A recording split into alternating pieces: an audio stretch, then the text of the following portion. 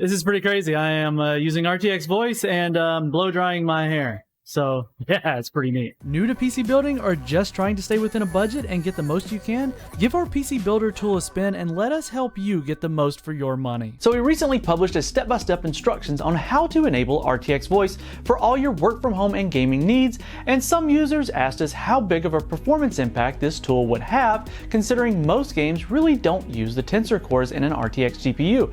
And our knee-jerk reaction to that would have been virtually none.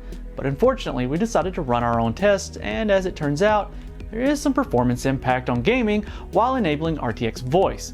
So we took a look at some benchmarks, and then we discussed towards the end of this what's going on. By using the standard synthetics, we can get a figurative ball rolling on how the conversation and let our readers, viewers, and third-party testers delve deeper into it from here. So a small sample of synthetics is almost always better for generalizations than a small sample of gaming titles.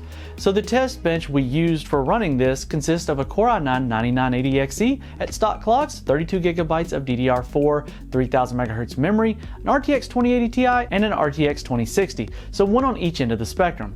For test purposes, we set both the outgoing mic and the incoming audio stream being filtered when typically you would just have the mic filtered. So let us start with the lower end of the RTX first, the RTX 2060, an EVGA RTX 2060 XC to be specific in this case.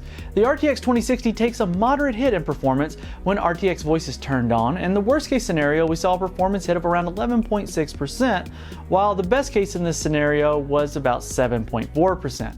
Interestingly, however, the gaming titles showed very slight performance hits under 3%. It seems that the amount of performance hit will vary depending greatly from application to application.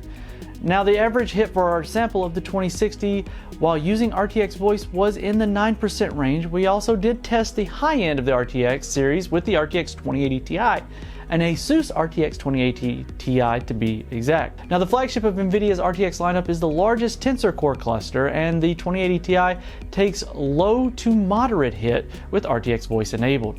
We saw about a 9% as the absolute worst case scenario, which is just one data point, and a 6.7% as the best case scenario in synthetics.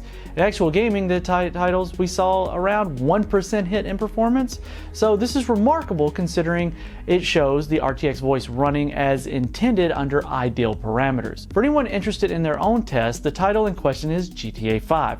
On average, the RTX 2080 Ti saw a performance hit of around 5 to 6% with RTX voice on.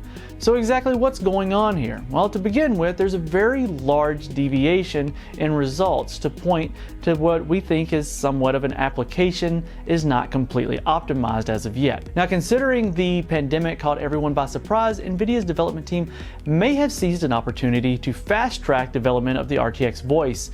In other words, performance will almost certainly improve as the application goes under polish.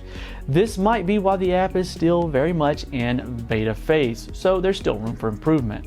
And we would hazard a guess to say that the vast majority of the performance hit right now is stemming from that simple lack of optimization. The reason being that certain games saw very little performance impact while others saw large impacts, and this is something that can only be explained by that. Now, that said, RTX's use case will always exist in the less than perfect real world while running any hardware that is on the same package as the shader cores will result in some non-zero performance deviation. You see, TDP and thermal envelopes are sensitive systems, and it's quite possible that your performance hit will vary greatly depending on the amount of cooling capability and the power the graphics card has access to it.